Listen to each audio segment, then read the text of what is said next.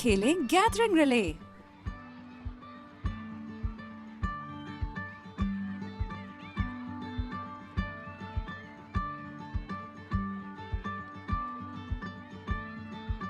खेल बच्चों को मनफी जज्बात से निपटने का तरीका सिखाता है। लड़के और लड़कियों को बराबर साइज की टीम्स में तकसीम होने के लिए कहें।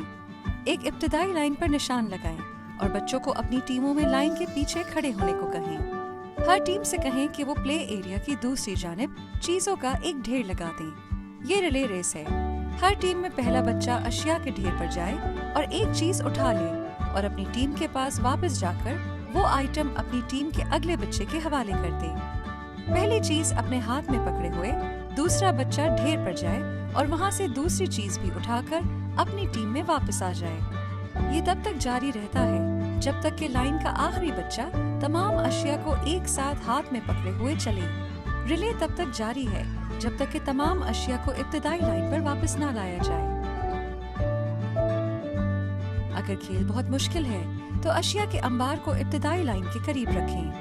अगर खेल बहुत आसान है तो हर बच्चे को वापस आने से पहले एक एक्शन करने को कहें।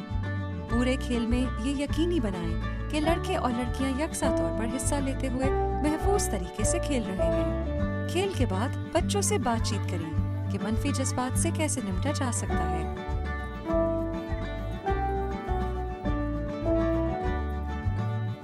और इस तरह आप गैदरिंग रिले खेल सकते हैं। एंजॉय करें।